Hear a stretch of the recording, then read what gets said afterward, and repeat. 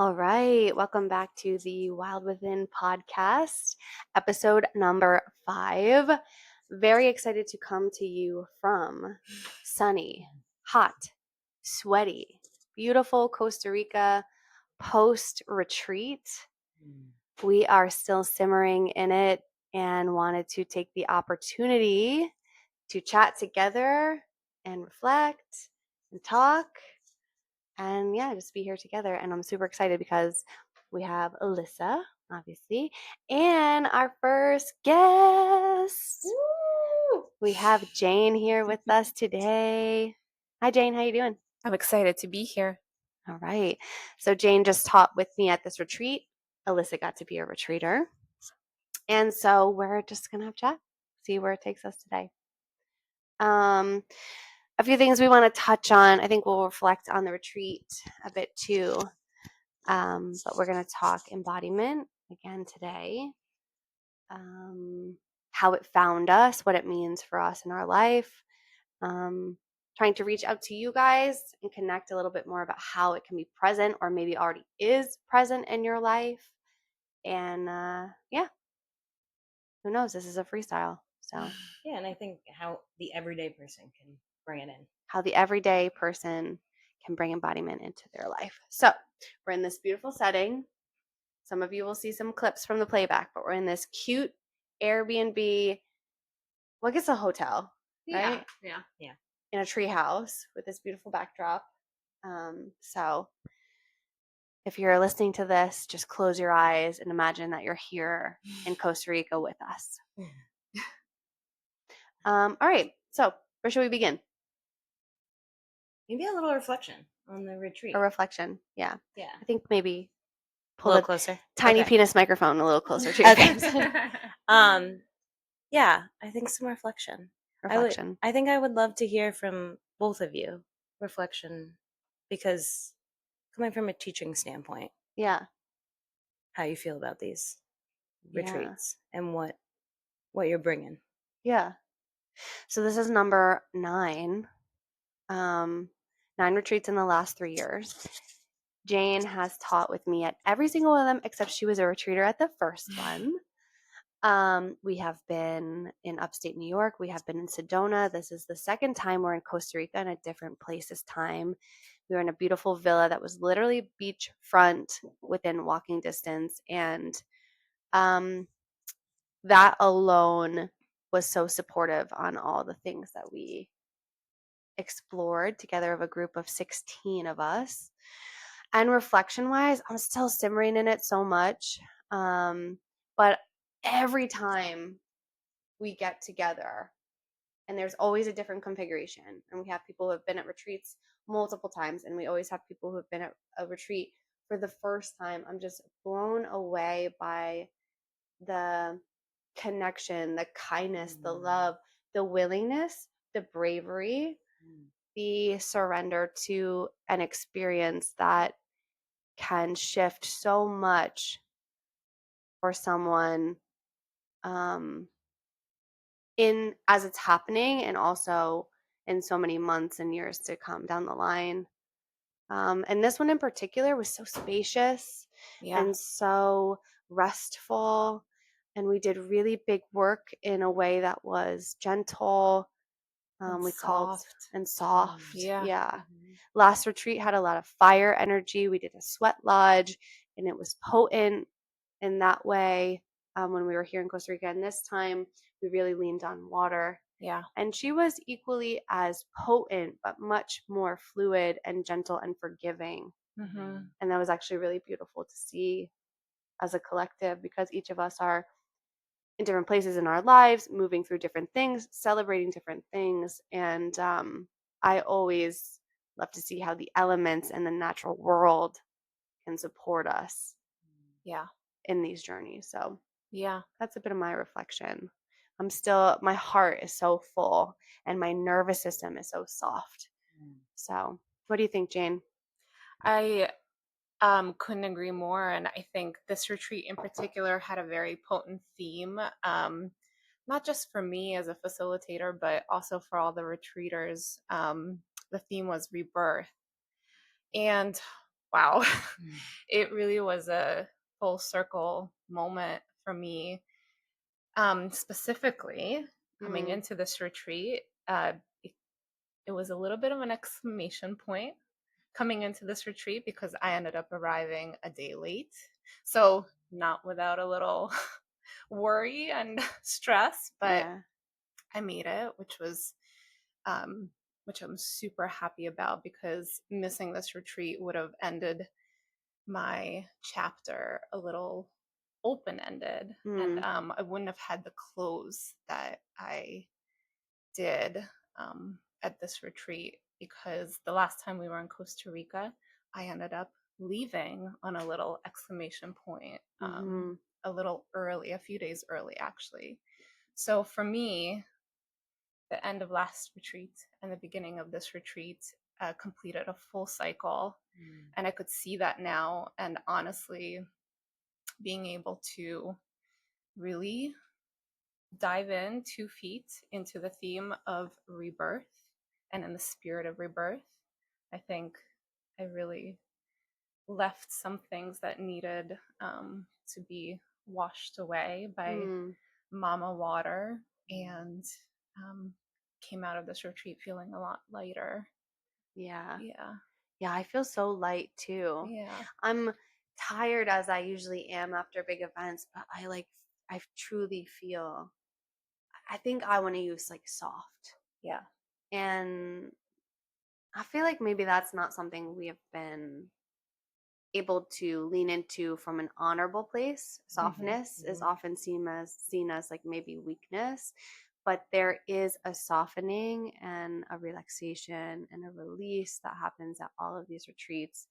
And for me, and even hearing that for you as someone who works with me side by side, that feels like such a gift to be able to provide a space and a container and a beautiful environment where you can leave a little more open, a little less heavy, or even if you're still feeling heavy, a little more aware. Right. Yeah, it's really beautiful. And Liz, how about you as a retreater? Yeah. Any reflection? Yeah, I mean, I think it go. I love what both of you said because I wasn't here in the last Costa Rica retreat, so that but that element of fire lives within me, like as an Aries. So I feel like I feel that all the time. Um, but it it was fascinating to pair back birth with or rebirth with water because of, I mean, specifically for me, I guess through natural childbirth that happened within the water, Mm-hmm. but then also that element is just so present. And obviously, we worked with it this Mm-hmm. weekend, and I don't think that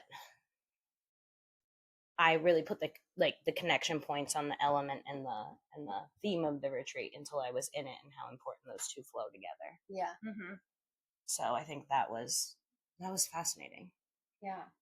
And also it's fascinating like to, I guess it's for me, this is like the first time really learning that water is filled with like is emotions. Like Mm-hmm. water and emotions are so, I mean, thanks Frozen. Frozen taught me that, but like also Frozen. learning this more through like embodiment and how much water represents the emotions. Mm. Um and then feeling that and feeling how potent Yeah. that really, really truly exists. Yeah, that was special.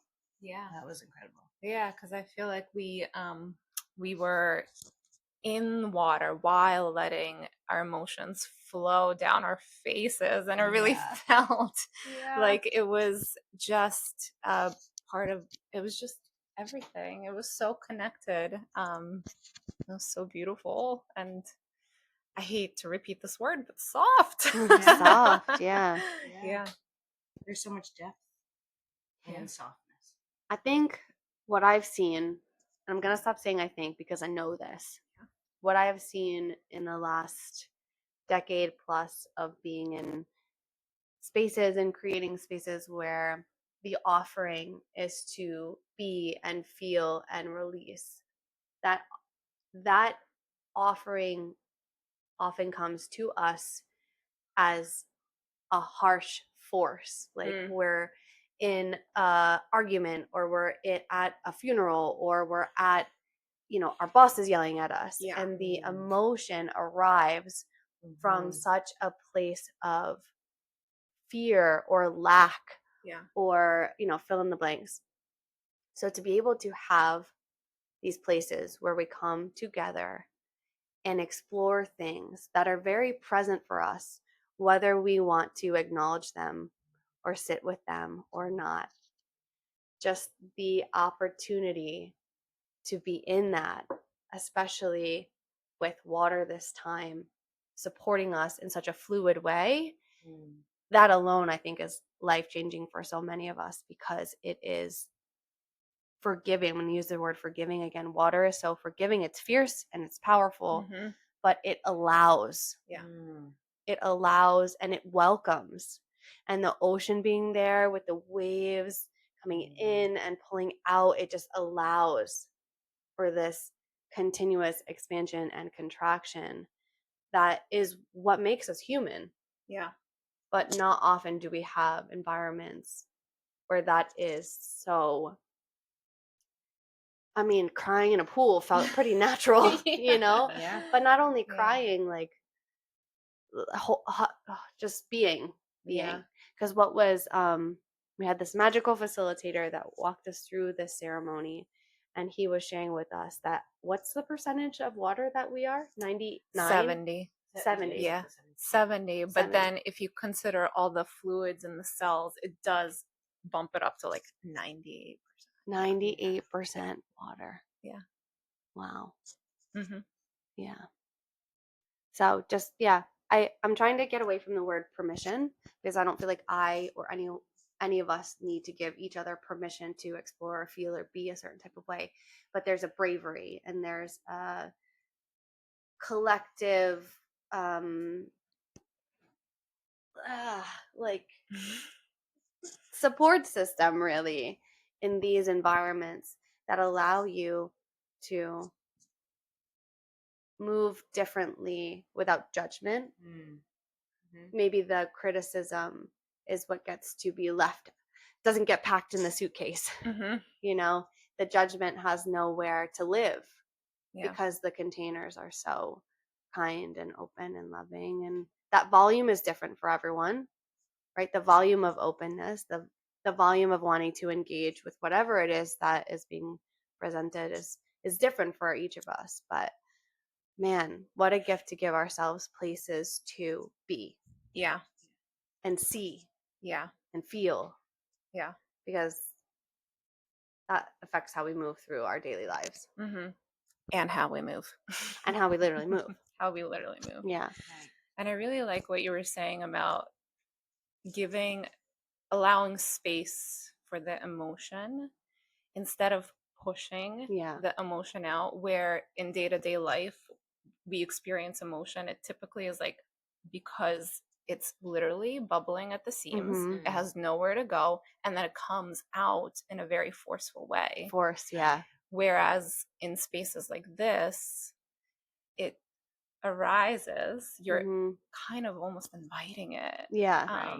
So you could feel it in a more gentle and, again, supportive way. And it becomes so much less scary, right? Like that less fear stuff, overwhelming. because less overwhelming. It's coming up so quick, and well, it's almost fearful and overwhelming. Maybe it's overwhelming, but I think what we literally see, what I literally see from my viewpoint and my lens, and what lights me up, is that all the shit that comes with feeling things dissipates.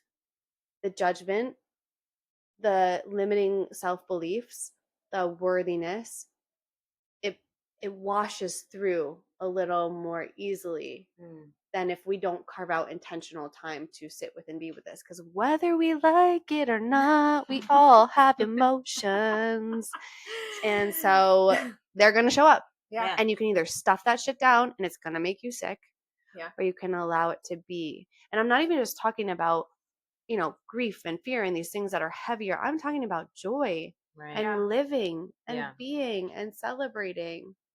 We all need that, no matter your identity, gender, you know, how you look, we all need places to live and be. So it's unbelievable to be in this, Especially our bodies. especially our bodies. Say more. I think literally on that same exact thread of thought, our bodies hold so much wisdom, right? And when we choose to move our bodies, whether you're doing something in a class setting, whether you're doing something in front of a mirror and just having your best life, just shaking your hips and full up in your hair, I think what shows up in those moments when we choose to listen is so important.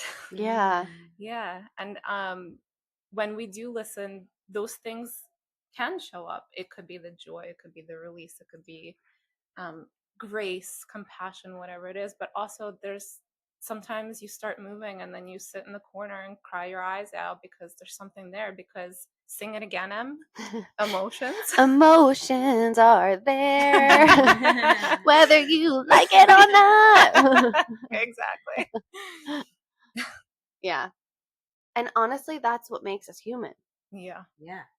And I hope that people can work with their feelings and sensations and that body wisdom, that those conversations, because that's what makes us so unique and so special and so magical. That's the part that we have to listen to. And we also learned, I knew this too, but I loved hearing the science behind it from the person that led our ceremony, that water literally has memory. Mm. And if we're 70% to 98% water, Yeah. our bodies remember everything. And they're Yeah. so smart. And you know what? They love us. Yeah. They do. But that is a narrative that needs tending to for so many of us. Yeah. And I Yeah. see that with the emotional body too. You know, it's not here to harm us, it's here to tell us what we need to hear. Mm-hmm. But we're not always in relational dynamics, environments where that is a safe place to explore. Yeah. Yeah. Well, I mean, even like socially, I Right. would say we've been. I mean, I can't speak for everyone, but I think the generation before us was very pick yourself up by your bootstraps and keep moving. Yeah. And then that got passed down. So like the concept is like stop crying. You're Yeah. okay. Get over it. You're gonna be all right. Yeah, it could be worse. Yeah. Yeah. And that did help to like stuff down a lot. I don't actually I feel like parenting has shifted a lot away from that because we recognize the damaging effects of that. But like, I mean, I would say that I went through that. Maybe not with my parents specifically, but that generation, whether it be teachers, whether it be coaches, whether it be anyone else. Coaches is a good one. Yeah. Yeah. And we're adults now, right? We're all, you know, the people that tend to find me are, if not in their 30s, approaching 30s and above. Mm-hmm. So we've lived life. Right. And a lot of us have a lot of lived experience and we carry a lot of things too. But those narratives and limiting beliefs and things get stuck in our bodies. So how beautiful to be able to reroute some of those things, or even just let them go completely, so that we can have strong lineage. We can show up in our parenting, um, embodiment with clearer wisdom, and you know, we can not do careers that fucking drain us. Right. Yeah. Can I ask you guys a question? Yeah. When you are moving, how do you Our bodies. when you're moving your bodies? Yeah. Because I've seen you both move your bodies in multiple different ways. How do you maybe get past whether we call it imposter syndrome or whether we call it like the fear of how it looks? Mm-hmm. Because I mean, I have everything that we're talking about really is like embodiment, and I feel like the place to where you can even get to embodiment is you have to get past how it looks. And so how do you do that? Like how? Or how you think it's supposed to be. Right. You want to take this one first? I'm still formulating my thoughts about that. So Okay. why don't you go? How do we get past, we're pretty much speaking to judgment, right? Yeah. Okay. So I feel like as adults, anytime we want to try something new, that's what usually likes to come along for the ride. Yeah. The critic, the judge, and the planner. I actually have a piece of writing about this. The 3 things that show up with us, like, I think the writing is like the critic, the judge, and the planner are at a bar or whatever. But those are the things that come with us as an adult, especially when we want to try something new or out of our comfort zone. That's something that often shows up that people share with me. Oh, this is out of my comfort zone. Oh, this is out of my comfort zone. But honestly, we're so damn numb, we don't even know what that shit is. We are. Yeah. So, how do we move past judgment? It's a practice. I don't think it's one size fits all. And I guess I'll speak for myself. I have treated my movement practice, and for those of you that have followed along until now and maybe not, I come from a really competitive past. Physical movement was always a physical thing that was measured as good or bad. And then I found central movement and pole dance and embodiment. And the thing that has been a constant for me when I get up in my head, when the critic's talking to me and the planner's talking to me, is that I ask myself, what's the information here? What's the medicine here? Okay, if I'm being critical about my bloated belly, well, what's the information here? What day of my cycle am I on? What have I been feeding myself? Am I stressed out? So allowing myself to have a practice that can be reflective and almost curiosity. curiosity, Yeah. 100%. But that is a big ask. That is Right. a complete reroute, because then the critic wants to show up and be in comparison, right? I'll just continue to use the belly, right? Because we're in female bodies that change every fucking day. Right. My body looks different than it did last year when I was here, right? So then the critic speaks to comparison, and for me, which is the thief of joy. So I'm criticizing how I look or how my jeans are fitting or whatever, because I'm comparing myself to how they used to fit or how they used to look. And that steals so much joy when I'm here in Costa Rica with friends and whatever. So the judge, the critic, the planner speaks to should. What should I look like? What should I be doing? How should I be moving my body? So I kind of check in with those. I mean, that's big and a little abstract, but coming back to your point, curiosity. Yeah. That's the shift. Yeah. What's the medicine here? Yeah. What is this showing me? What is this telling Yeah. me? What does this have for me? So I guess you have to shift out of a victim mindset of things happening to you or being sorry for whatever and understanding that maybe there's medicine here. Yeah. Doesn't always work. I don't want to be patronizing or insensitive to things that are really fucking hard, right? So again, the volume, checking in with your truth, right? Am I trying to also talk myself out of how tough this is for me, right? Can I just sit with it? Is there anything here for me beyond the fact that I need to sit with it? It's almost eliciting the emotion, which goes back to we all have emotions. We all have emotions. Yeah, emotions. Emotions. Okay. Are you ready? Yeah. Okay. Yeah. So curiosity for sure. And then also having a good map to explore these things and these concepts.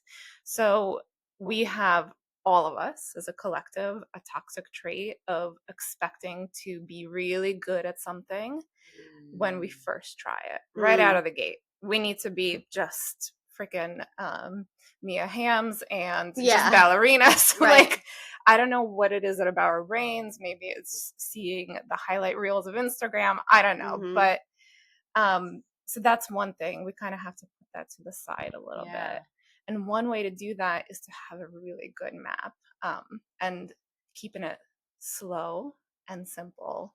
So a map for moving with maybe a little less judgment and putting the critic and the planner to the side a little bit, I think, are starting with the flow gateways, which are circling, just circling, or sloshing, or rocking, spiraling, circling.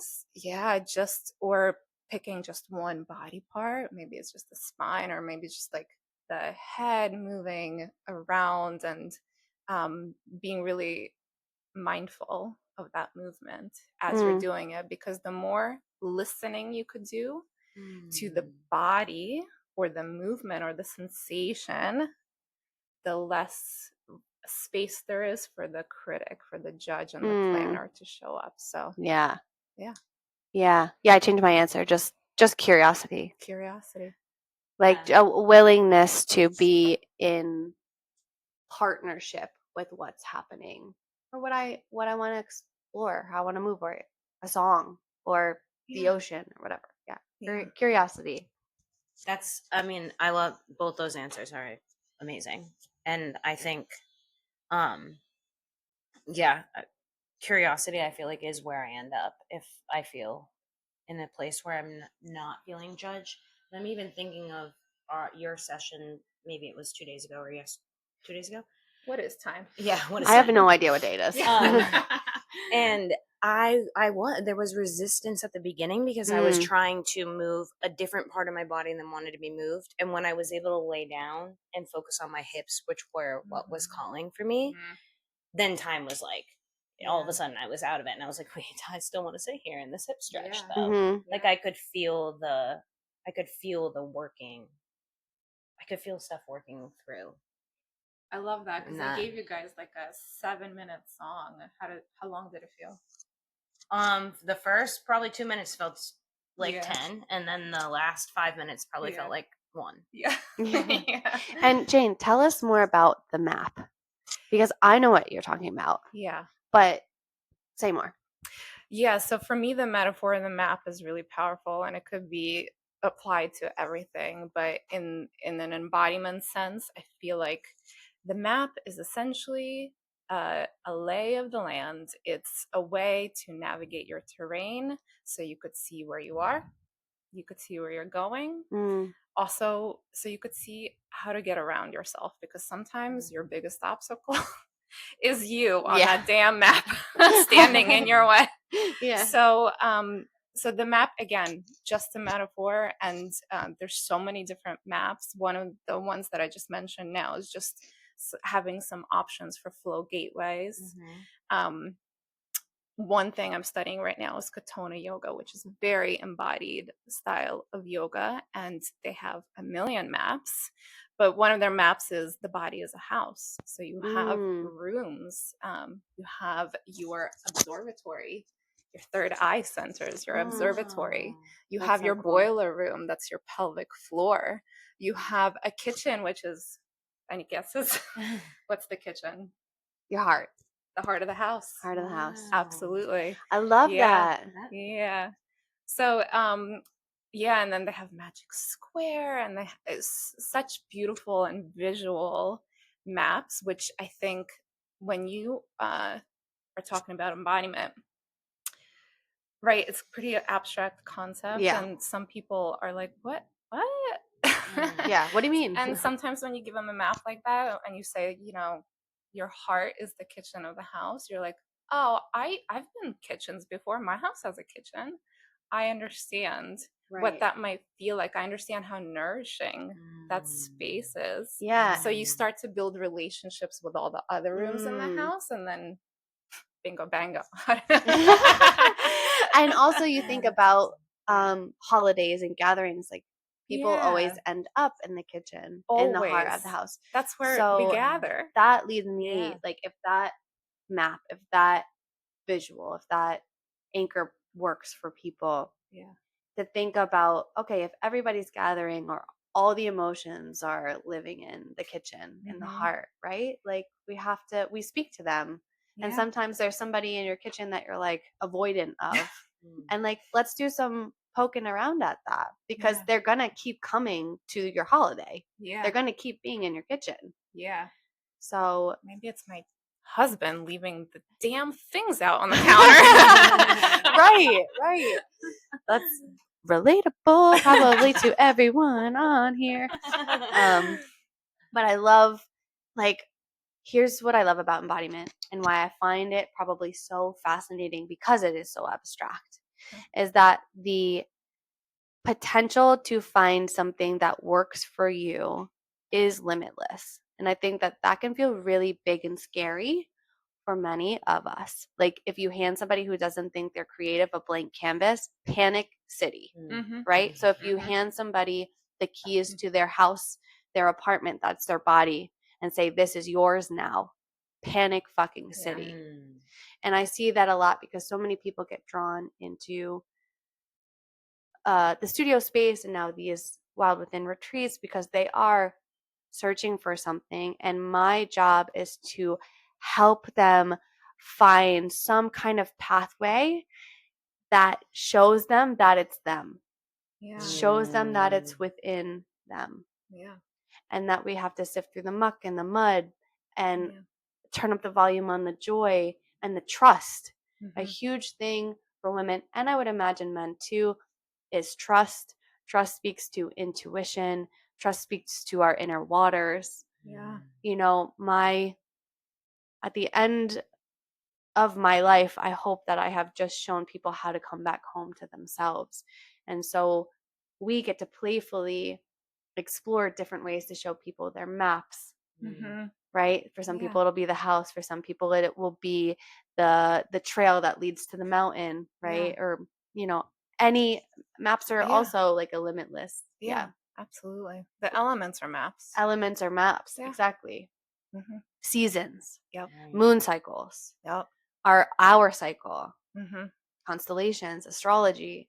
Yeah, I loved actually talking about embodiment in this way because I think it's going to land for like so many of us do it. We're already doing it. It's not this thing that we think we have to do. It's a place we just have to unravel into. Correct. Yes. I think. Absolutely. Love that. Yeah, I think that concept of the body as a house is fascinating. I mean, mine is a little messy. My rooms need a little clean, but you're living in it well. I am living in it, I would say. But I love that. I like that concept because, like, as even you were saying it, and I was like, oh yeah, I like gotta clean some stuff out. Like there is, like, I know where everything is, but it's messy. And that's so interesting because that's even the first time I've thought of it like that. And now I'm like, now once we get off, I'm gonna be like, so what part is this, Jane? So what part is this? What room is this? What are your feet? It's gonna be part of your boiler room, your basement, your foundation. Yes. Yeah. And if we think about the fact that if anyone's ever gone through any foundation issues with their physical home that they live in, everything else is kind of fucked. Oh, absolutely. So Without no foundation, you don't have stability. With no stability, you have no ability. Yeah. And I do think that, and I'm not passing any judgment because I think there's room for all of it. But I do think sometimes when we think about how we can show up for ourselves, it comes in a form of like, maybe, do I want to say like ascension or spirituality, like from like the up, you know? But so many times we need to come back down and in. And that's why I love the sensual component of the embodiment work that we do, of the elements of the now lineage work that we're doing, because it allows us not to just be open, you know, from like the head up, which is important too, but it allows us to come back down and in and anchor and root and like really the visual I'm getting is like I don't know how to explain this. It's like such a building thing. This is like such a thing I get from Ben. But like I've watched him tear homes apart that have been abandoned for a long time. And you bust through the sheetrock and you get to the framing, and the framing has been so neglected for so long that you have to either take it all out and start over, but a lot of times you can salvage it, but it needs like a buddy. You have to layer like the 2x4s together. They have to have support. And so sometimes when our foundation and our framework is fucked up, we need to not only tear down the sheetrock, but then we need outside sources, and in this case, people. In the example I'm using, I'm talking about literal 2x4s, but in a retreat setting, it's the people that come up next to you and say, you can lean on me for a bit Yep. Yeah. while we patch this back in, Yeah. you know? And that's what's so magical in long form containers, you know, half-day retreats, 5-day retreats, is that for so many of us, learning to accept help and support and welcome instability without expectation Mm-hmm. is so healing and forward expanding and opening in itself, because it's just truly there for what it is, to help you build, to help you grow, to put the walls back up, to paint it whatever color you want, to buy all throw pillows from Home Goods. And that's hard Yeah. for a lot of us that have been doing a lot of big shit, or have been on our own, or have felt isolated for whatever reason. Trust is massive, I think, for embodiment. Yeah. Mm. Yeah. If you want to live an embodied life, I'm going to go ahead and say that it really begins with A, curiosity, and B, willingness to find trust and Yeah. explore trust. Yeah. Doesn't have to happen overnight, but the Yeah. trust is what allows for the curiosity, I think. What do you Yeah. think? No, I love that, and it kind of ping-ponging back to something that we were just chatting about while we were lounging by the pool. Is the concept of life embodiment. Life embodiment. And I want you to say a little bit more about that, but I love what you just said about those kind of components of life embodiment and what it relates to and how expansive it is and what areas of life it touches. Yeah, well, what were we talking about specifically? Because we have been chatting about so many things, from organic food to orgasm. So yeah, I've definitely got a tutorial on squirting. Well, not not it wasn't hands on. It was not hands on. It was like more of a TED talk about squirting. It was a take home homework. Yeah. That will be in the next podcast. Yeah. Or maybe we'll touch on it today. But I think I was thinking about all the amazing women that I've gotten to serve over the last few years. So help guide me if I'm going off on a tangent. But I was talking about just the different places we all are in our lives, whether that be age or relationship status or career status, and how that embodying life from those perspectives is so different for each of us. And the choices that we make and the way that we move through life. Yeah. Right? Is that what you're talking about? Yeah. What else do you want me to say about that?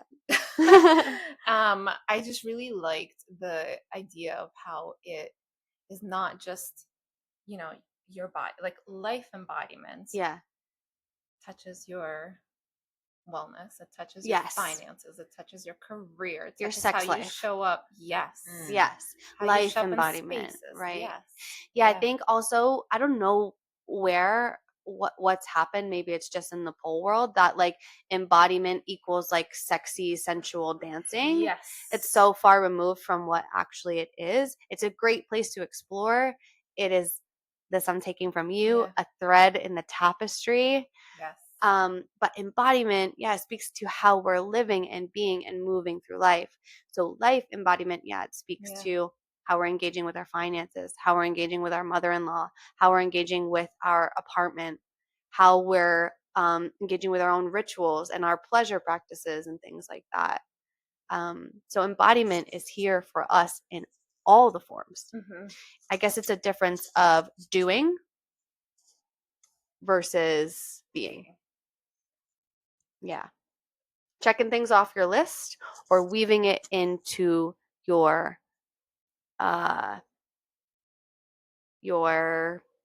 body, your cells, your DNA. I don't know.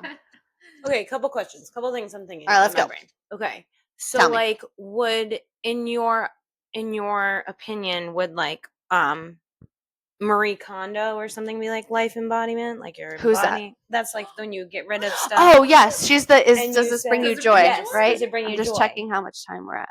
40 minutes. All right. All right.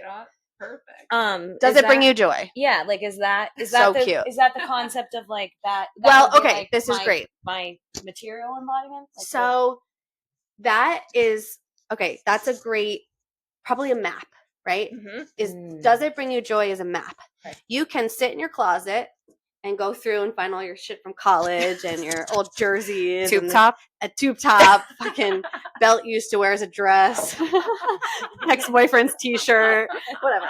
And you can go, does it bring me joy? Blah, blah, blah. Does it bring me joy? Blah, right? But there's the action of like applying maybe a theory or sitting with the map, using the map as the guide. And then there's actually allowing yourself to be a part of it.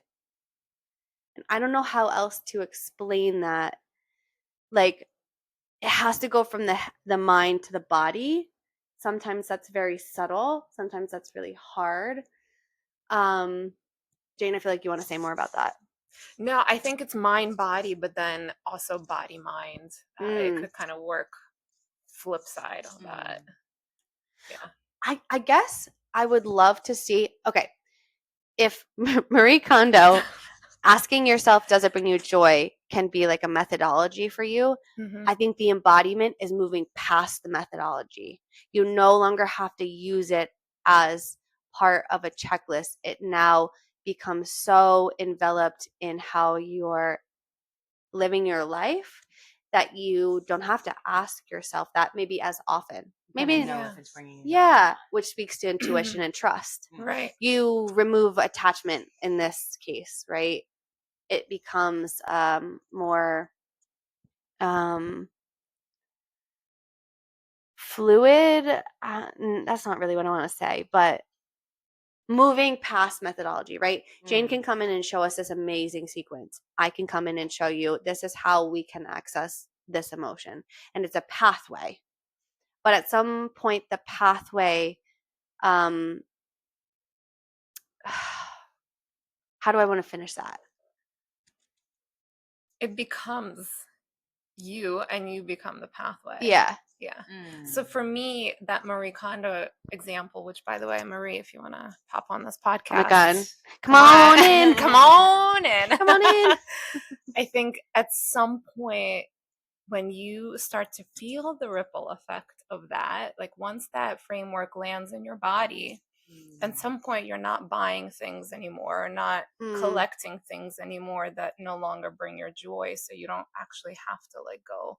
I mean, obviously you need to do a cleanse every probably spring. Let's attach it to the cycles or your version of spring, but yeah, at some point it becomes something that your body feels so enough, your mind feels so enough, that maybe the thing is no longer something that you are grasping for in the first place. I'm curious. You guys keep talking because I'm curious what the what is it? Google AI, fucking God. I'm curious what the definition of embodiment is from. Let's chat GPT her. I think one of the things that I'm thinking of right now, and this is, I'm kind of switching gears here, maybe away from life embodiment and back to embodiment, is like when I was giving birth with Addison, I think I've said this to you because it was natural childbirth in the tub. I have said and will say to many people, like, that is maybe the most spiritual I've ever felt, and a high I'm forever chasing, because I fully remember being so present in the moment where I was allowed to start pushing, that I could feel her head going through the birth canal in such a way that I was seeing it in my mind's eye. Like, it was, I could see it happening. Wow. And so, like, as you guys are talking about embodiment, like, I'm thinking like that might have been the most embodied I've ever felt, because I felt so in my body that I like forgot where I was in the world. Yeah, that's a good point. We remember, like, in our body, which makes us actually forget all the other shit. Yeah. Yeah. And I think that speaks to flow state too. Yes, exactly. You know, I think embodiment and flow state, they're like homies. They're homies. They're like besties. Mm-hmm. Let's see what this says. See, yeah. A tangible or visible form of an idea, quality, or feeling. So Still nothing abstract. about the sensory body at No. all. Let's see what else it is. Being in the senses. Come on, Google. Yeah, well, when we speak about the body too, it speaks to the senses. Yeah.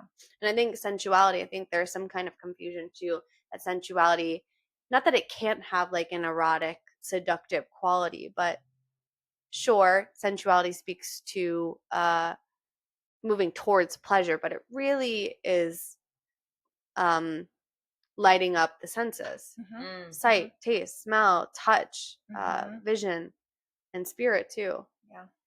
So for me, that's why I love sensual embodiment, because the pathway, the map, is the senses and the body. Yeah. Oh yeah. And no matter this I feel like is important for anyone that's listening that's still like, what the fuck are they talking about? No matter the size of your body, the shape of your body, your age, your mobile ability, senses are here and available to all of us. Again, the volume might be different. The accessibility or the sludge that you might have to move through to access them might be different. I'm sure I'll get pushback on this because I'm talking about body ability, and even right now I'm thinking about, what about people in wheelchairs? What about people who don't have access to sensation, right? That's not my area of expertise, but I actually did recently reach out to someone about that because I was curious, like, what can I offer different bodied people, right? But oftentimes what I see is that we get so limited and held back in making a full circle back to how we look. And am I going to look stupid when I do this? And if I show that I'm scared, does that make me look weak? And will someone prey on that?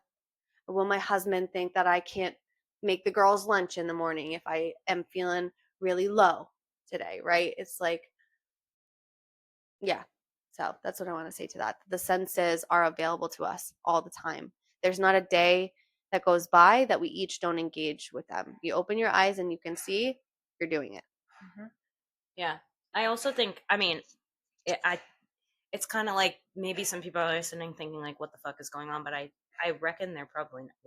I reckon. What? I'm thinking they're probably not, because like, I think like, I don't know, like in college, I would say a main reason for like the drinking before going out, right, was for that, to get to the flow state in a way where I didn't personally have to put other people's judgment out of my mind. I used alcohol. Right. To do that.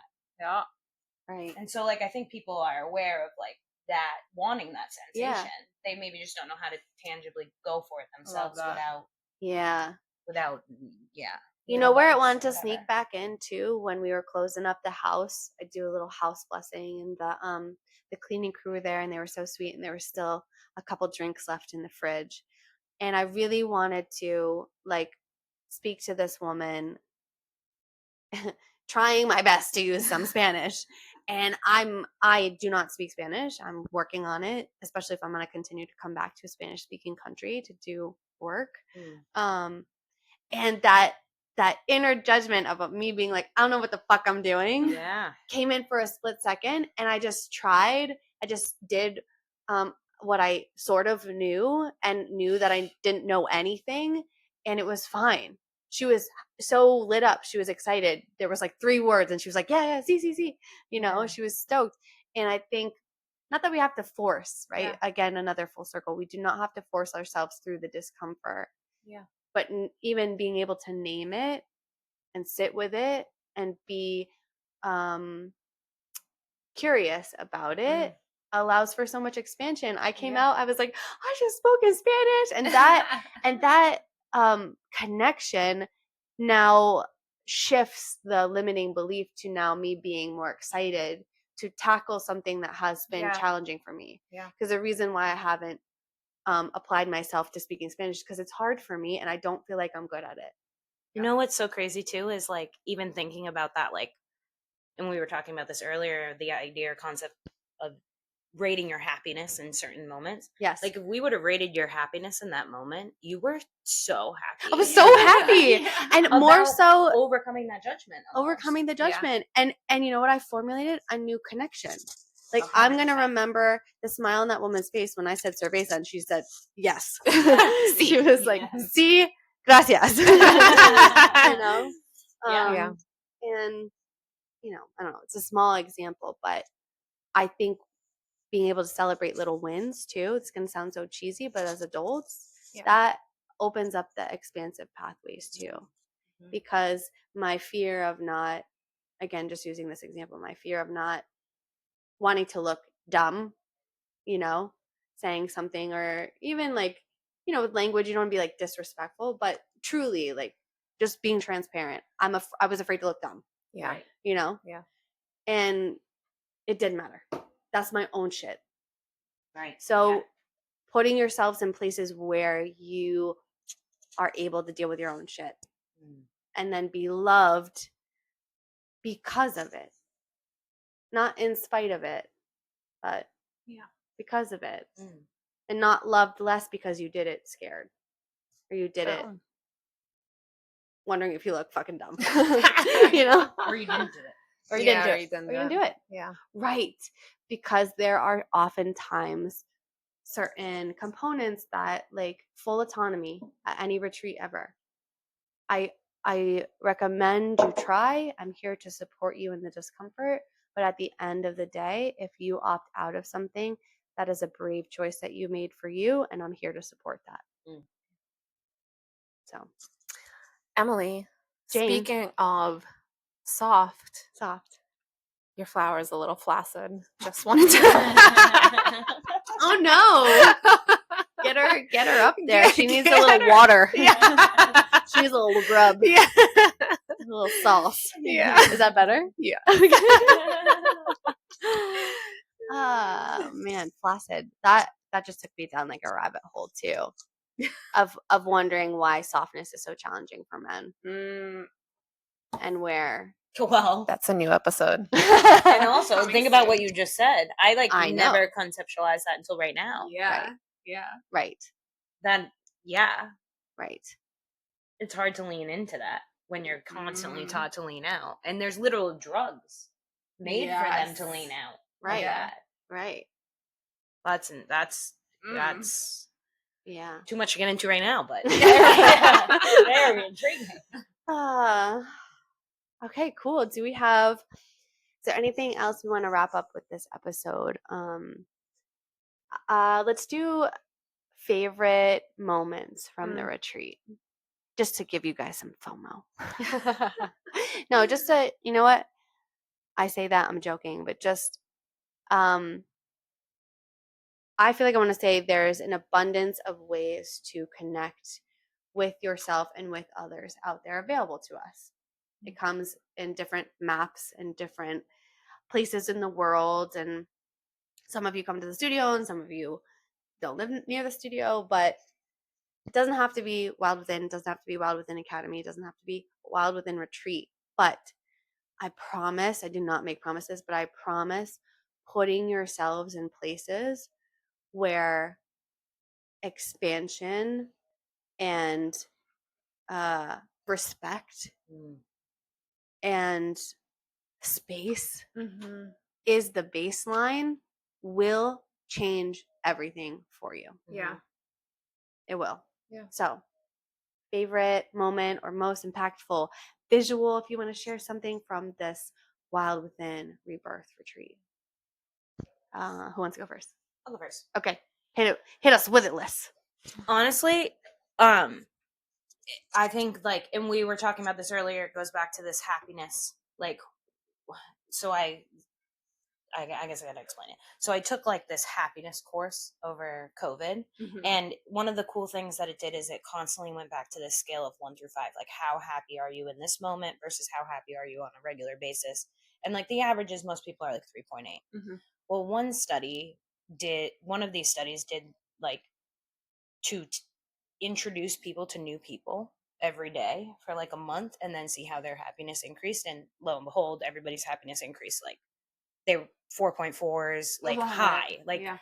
and Wow. so I think like really what it is and what it is every time in the retreats for me is these connections, because they just like bring and breathe new life into me. Yep. I feel seen in ways that I can't like really vocalize into words by multiple different women. I feel like I get to share my story, and it may be different parts of my story each time. Like I may be natural childbirth piece over here, and it may be my job over here, and it could be different pieces of who I am, but like I get to share and they share back, and that I make a new friend. And like honestly, like it's as basic as maybe even the reason we put our kids like in school is that social aspect of connection and how beautiful that is. And I think layering on top of what all of these women are here to do at this retreat, which is their own individual journeys and their own individual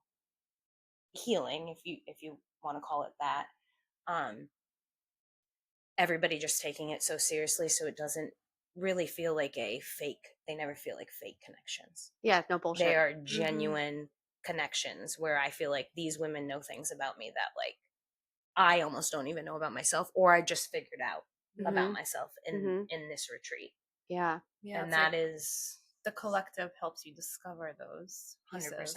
Yeah. Yeah, and it always, and what's so crazy, and you said this before, is it always feels like it's the right people every time. Right energy, right configuration of humans, right exercises, right ceremonies. Yeah. I know. I'm so glad that you feel that, because that is part of my gifting. And I lean into trust wholeheartedly every single time. And it still scares the fuck out of me from time to time. But yeah. But you trust. Yeah. Okay. For me, I'm just gonna go with like purely visual, because that is I love being in the visual space. It's such a enriching sense for me, and being the space was 20 steps away literally from the ocean. So getting up in the morning, being able to just walk on down to the ocean and see all the things, minus the raccoon. Wait, tell us about the raccoon really quick. Definitely saw 2 raccoons having sex on the beach, but not just like in random bushes. No. They scooted on out to a beautiful cliff overlooking the entire ocean at sunrise. Birds flowing in the background. Romantic. It was very romantic. And they also didn't stop. No. They just looked me right in the eye as No they shame. were doing it.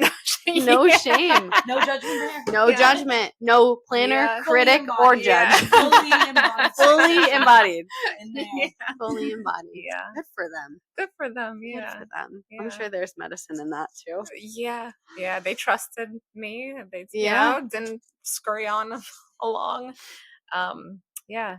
And then also just like even the preparation of the food. We had such a beautiful chef who danced in the kitchen as she was preparing these beautiful meals for us with her mangoes from her garden. Exactly. And like beautiful little flower petals on everything. And then also just watching the women be in this very soft space, again, soft, because for me, there's nothing more beautiful than watching a woman's face relax. Yeah. Oh my God. Yeah. I'm just gonna take a moment, because that is so true. Yeah. Yeah. Let's all relax our faces. How am I supposed to relax my face after remembering the raccoon sex?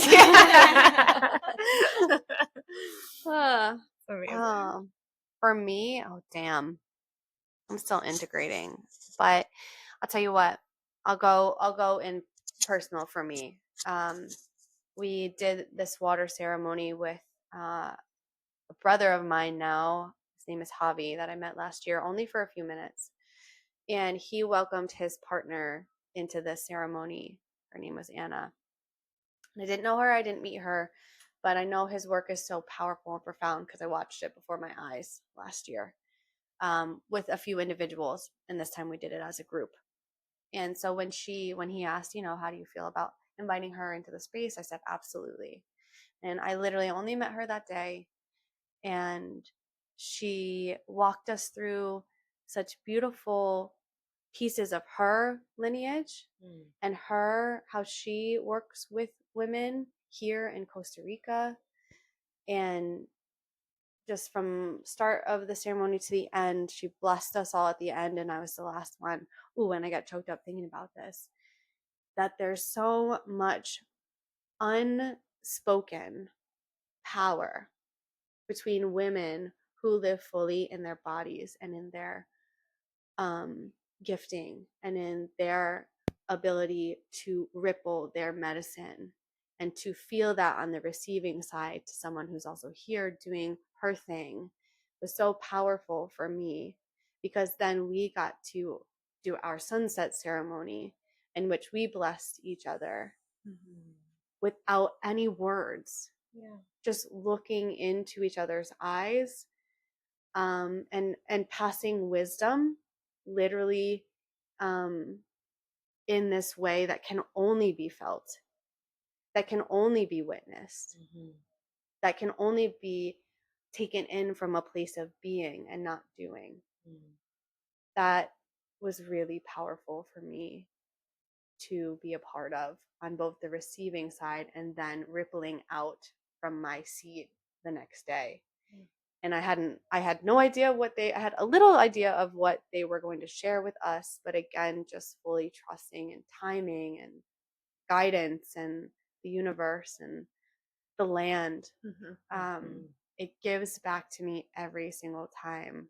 It's a level that embodiment is a level of nourishing I didn't even know was possible to feel and be a part of.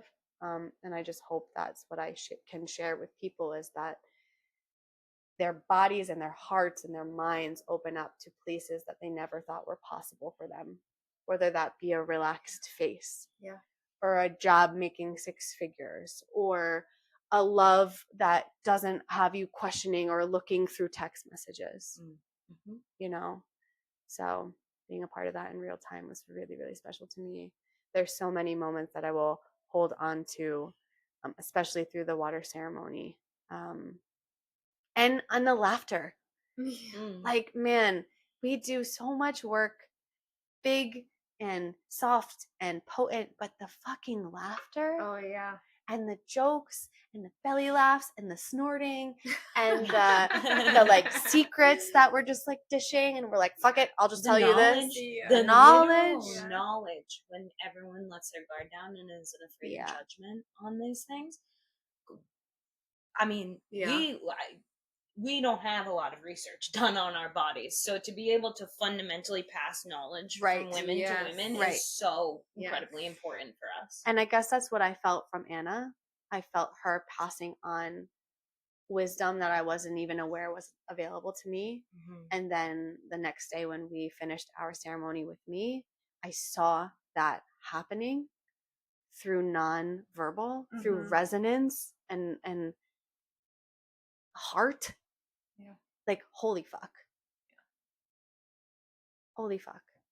So yeah, super powerful stuff and nourishing to do work and life. I want to stop saying there's more work to do, right? I hear people say that all the time, even if they're not even done with an experience yet. And yes, that's true, but there's so much living for us to do. And that's what I want. That's what I want to share with people. Is we gotta live. We gotta take the moment. We gotta take the pause. That's why we live in a house and not a temple, because in a temple all you do is worship, but in a house that's where you do the living. So live in your house. Live in your house. Oh my God, that's so beautiful. We gotta end with that. That's a great way to close. Okay. Thank you so much for joining us. Thank you, Jane. Thank you, Jane. Thank you for being by my side for so many of these. I'm always learning from you. Don't make me cry. Liz, Don't do it. thank you for just your love and your insight and being next to me for so many years. This one was really special. And I think I thought that certain aspects of my life were coming to an end, which is, full surrender, but there's like, feelings that come with that too. And after this literal rebirth retreat, it feels like so many things are just beginning. And sometimes that does have to, sometimes that asks for a close. Yeah. But I just thank both of you for reminding me too of who I am, how important this living is to offer those who get drawn to it. It was a fucking incredible weekend. Oh yeah. It was. And I feel so good. Yeah. Back at you. Thank you. Like, for your bravery. Because I think that's really what it comes down to, right? Is your curiosity and your bravery. And your just relentless ability to take risks. Because you live in your embodied spirit. Like, and they will always pay off. They're not risks. That's why. Because you feel them. It's your life embodiment. It's like what you were just saying with Javi. Like, it's the life embodiment that is coming through on those things. Yeah. Thank you. All right. Well, maybe we'll see you in Costa Rica next year. Otherwise, episode 5 is a wrap. Thank you so much, and we'll see you soon. Bye. Bye. My ass is sweating.